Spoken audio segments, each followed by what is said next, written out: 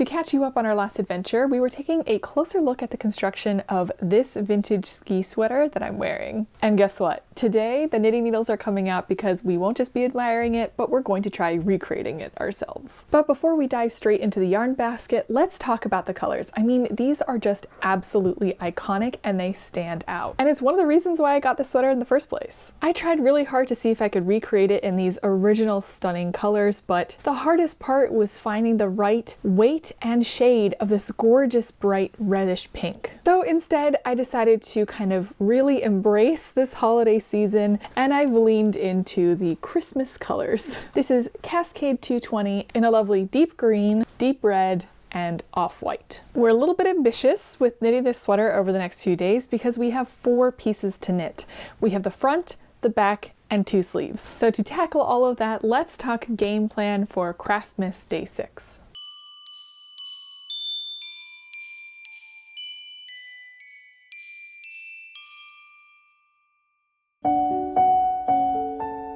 Today we're going to start with one of the big pieces, which is this front. I know it's a tall order to knit this in the next 2 days or so, but I'm going to try my absolute best. I'm going to grab the rough pattern we did last time, the color work that I charted out, my yarn, knitting needles, and get started by knitting the ever important gauge swatch.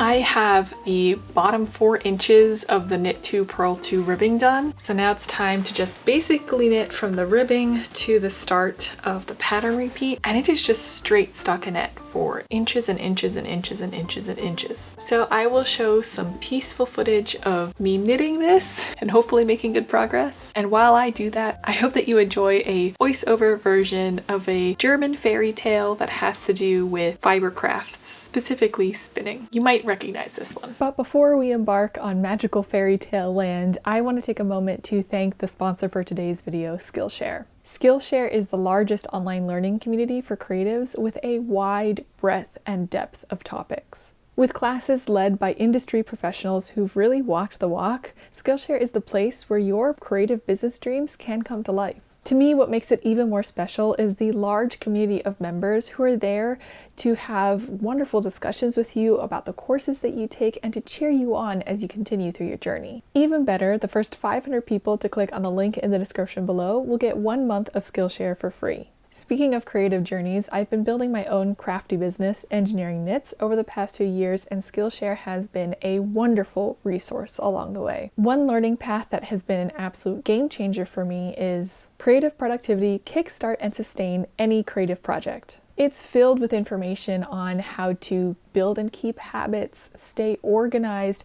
just get started on some projects you've been procrastinating, and the best is just unleashing your creativity. Another class that's wonderful is Plan Your Creative Business, Your Path to Creating an Income as an Artist, by the fantastic Mimi Purnell.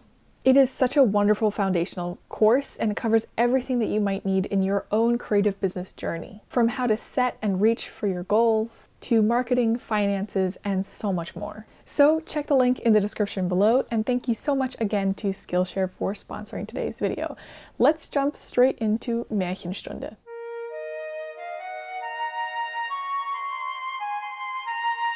Once upon a time, in a charming village nestled within a kingdom, there lived a miller with a penchant for exaggeration. Eager to impress the king and the people of the realm, he boasted that his daughter possessed the extraordinary ability to spin straw into gold. Intrigued, the king summoned the miller's daughter to his grand castle. Locked in a tower room filled with straw and a spinning wheel, the young maiden faced a daunting challenge. The king, desiring gold by morning, threatened her with dire consequences if she failed. As despair enveloped her, a tiny impish figure appeared, offering to spin the straw into gold in exchange for her necklace of glass beads. With a sparkle of magic, the entire room of straw was transformed to golden threads by morning. The king, impressed by the feat, locked the maiden into an even larger room filled with straw on the second night. As despair was setting in once again, to her relief, the imp-like creature reappeared.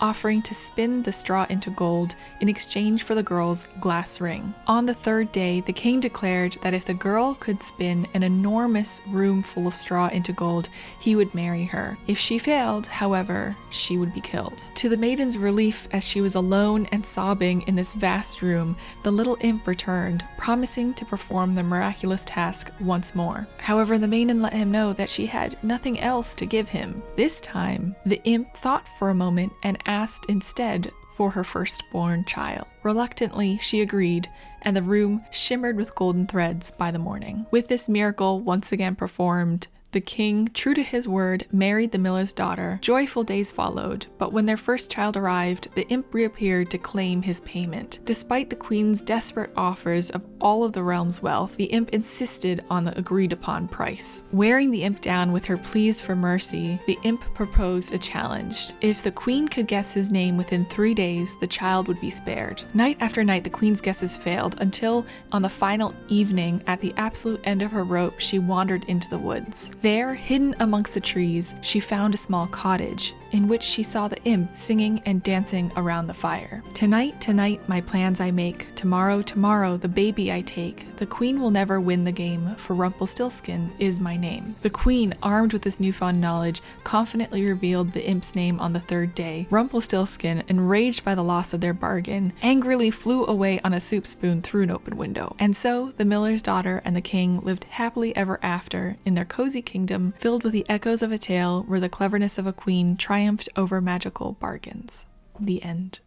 I hope you enjoyed that story.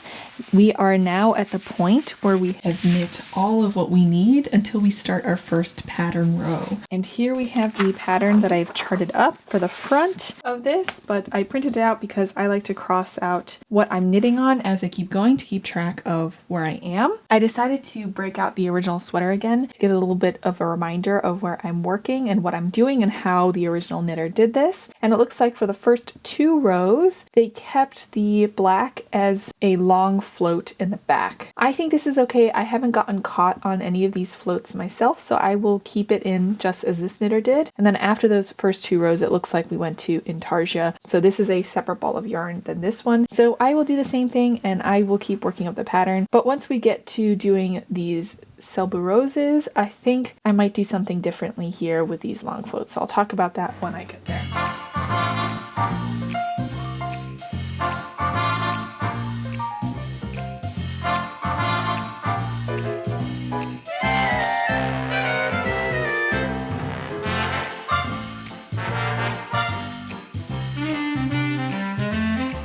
Have gotten this far on the color work. Well, let me hold that closer up to you if I can.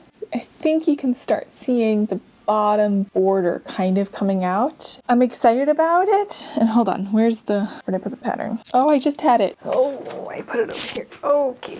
Oh no. Here is how far I am into the pattern. And I am now at the point where I need to start shaping for the armholes. So, oh, she's been so snuggly. There you go. Where was I? Oh, yes. The shaping for the armholes needs to happen now on the front side. So the colorwork pattern starts 9 rows below the shaping for the armholes. So we got to do that shaping now while still doing the colorwork pattern. Hopefully it makes some of the colorwork a little easier because my pattern won't be quite as wide. My choice to do everything in tarsia has made it kind of a tangle of yarn. I might do it differently on the back, but right now it is a little bit of a tangled mess to handle, which I'm not in love with. Usually at this point I would do like a time lapse of my knitting, but I have caught this just as the sun is setting, which means that the time-lapse light would change too much and I can't capture a good one. So again, maybe we'll save that for the back. Let's do armhole shaping and continuing work on the color pattern. Although I'm currently stuck, it's a rule that when you have an animal cuddling on you, you're not allowed to leave, especially when she is as comfortable as she is right now.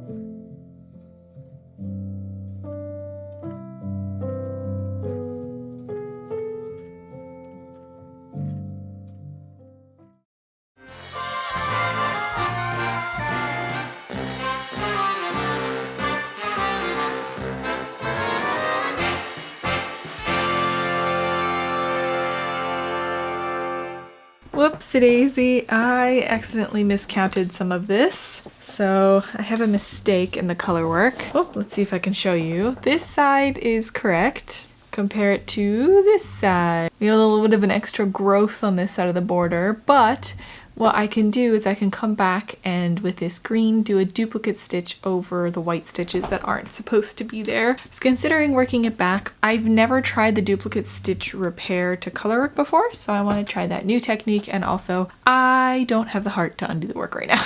I would much rather keep going forward and fix it than unravel to fix it. We are how many rows in? Let's see. We just finished the 16th color repeat. We are still doing armhole shaping. It'll go faster and faster because I'll have fewer and fewer rows to work over, and the color work will get less and less, which is nice. I don't know, I'm excited. This is going pretty well. I'll just keep working at this, and I will see you again when we get to the neckline shaping, unless I do something absolutely ridiculous before then. I have to chat about it. Cross your fingers that nothing too notable happens between now and then. It's quite a bit later, but this is what the color work is looking like so far. I am absolutely loving it. One thing that you might notice is it's quite lumpy bumpy. The tension isn't evened out. This is what the back looks like. And that tends to be the case, especially with color work that's knit flat, I found. I've stopped here for now though because I'm about to do the neck shaping. I kind of want to do one side before I go to bed because that'll just make me feel good, I think. Let me work on one of the fronts by the neck. Words aren't making sense anymore. I hope that makes some sort of sense to you. And I'll show you what that looks like in hopefully not too long. And then we'll go to bed. I think we've done it. I'm happy with that result. I'm gonna stop here for this evening, and I will see you again tomorrow morning, probably with this finished. I'm gonna go to bed now. Good night.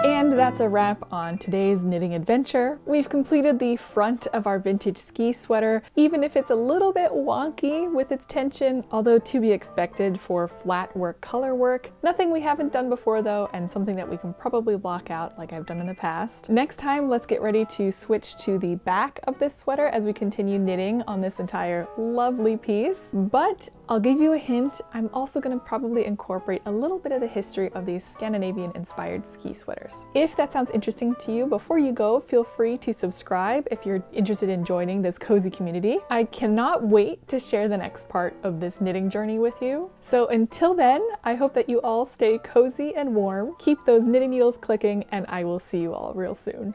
Bye!